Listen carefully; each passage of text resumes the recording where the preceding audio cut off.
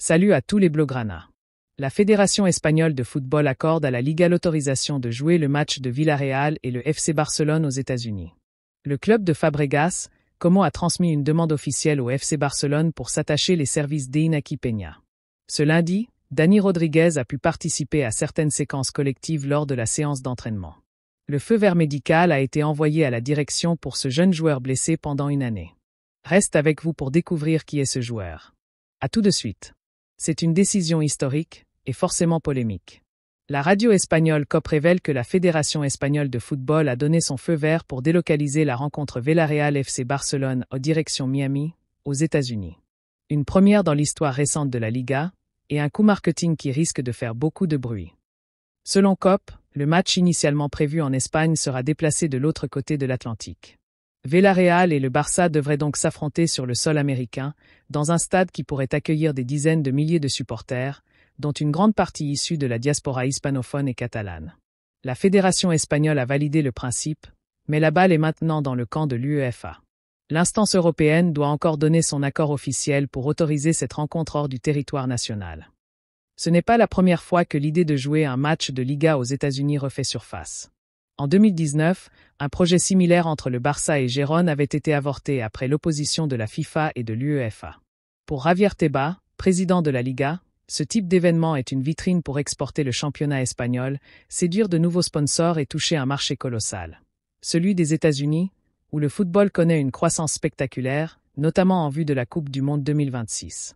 Mais cette décision suscite aussi des critiques. Déstabilisation des supporters locaux, inégalités sportives et questions sur la véritable identité du football espagnol. Du côté des clubs, Villarreal et le Barça y voient une opportunité médiatique et financière importante. Mais certains dirigeants d'autres équipes de Liga estiment que ce type de déplacement avantage les grandes équipes, au détriment de l'équité sportive. Les syndicats de joueurs, eux, demandent des garanties sur le respect du calendrier, les conditions de voyage et la récupération physique des joueurs. Et bien sûr, les supporters espagnols se divisent, entre ceux qui rêvent de voir leur club briller à l'international et ceux qui refusent de voir leur championnat se délocaliser pour des raisons purement commerciales. Désormais, l'UEFA doit trancher. Si elle valide l'opération, le match pourrait avoir lieu à Miami dans les prochains mois. Une décision qui pourrait ouvrir la voie à d'autres rencontres de Liga délocalisées dans le futur. Mais attention, si l'UEFA s'y oppose, ce serait un nouveau revers pour la Liga, et un signal fort sur les limites de la mondialisation du football. À Miami, soleil, palmiers et football espagnol, l'image fait rêver certains, mais inquiète d'autres. Entre spectacle global et tradition locale, le football est en train de se redessiner. Alors, ce Villarreal au Barça en Floride, coup de génie ou coup de trop? La réponse viendra de Nyon, siège de l'UEFA.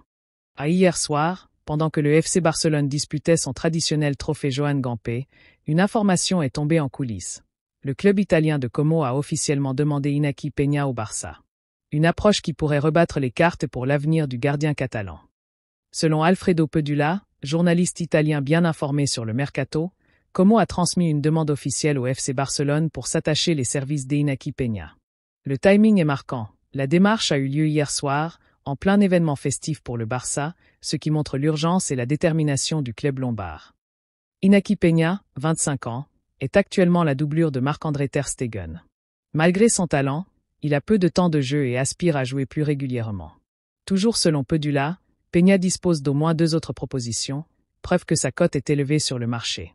L'une des raisons, il plaît particulièrement à un certain Cesc Fabregas, aujourd'hui impliqué dans le projet ambitieux du Como. Le Como, récemment promu en Serie A et soutenu par un projet solide, cherche à renforcer son effectif avec des joueurs expérimentés mais encore jeunes.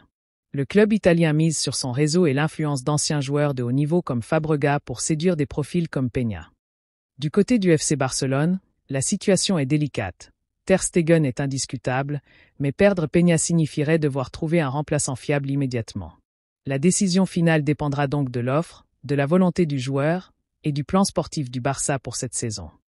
Iñaki Peña va-t-il quitter le Barça pour devenir titulaire ailleurs? Avec Como et d'autres clubs sur les rangs, son avenir pourrait se jouer dans les prochains jours. Une chose est sûre, le trophée Gamper a été bien plus agité en coulisses que sur le terrain. Bonne nouvelle pour le Barça Athletic et ses supporters, Dani Rodríguez est de retour sur le terrain, du moins en partie. Le jeune talent poursuit sa récupération et a repris l'entraînement partiel avec le groupe. Une étape importante vers son retour à la compétition.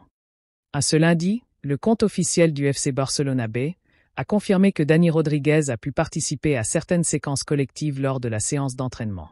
Même si le joueur n'est pas encore à 100%, cette reprise progressive est un signe très positif après plusieurs semaines de travail individualisé. Rappelons que Dani Rodríguez, considéré comme l'un des milieux les plus prometteurs de la Contra Blaugrana, était éloigné des terrains à cause d'une blessure qui a freiné sa progression cette saison.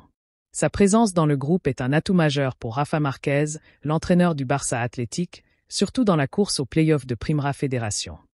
La priorité pour le staff médical reste claire, éviter toute rechute. Dani continuera donc à alterner séances collectives et travail spécifique, avant d'espérer un retour complet à la compétition dans les prochaines semaines.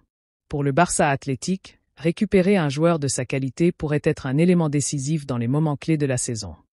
Patience et prudence, mais l'horizon s'éclaircit pour Dani Rodríguez. Les supporters du Barça Athletic peuvent se réjouir. Leur jeune pépite se rapproche petit à petit du retour, prêt à reprendre là où il s'était arrêté. Marc Bernal a reçu le feu vert médical et se trouve dans une excellente condition physique.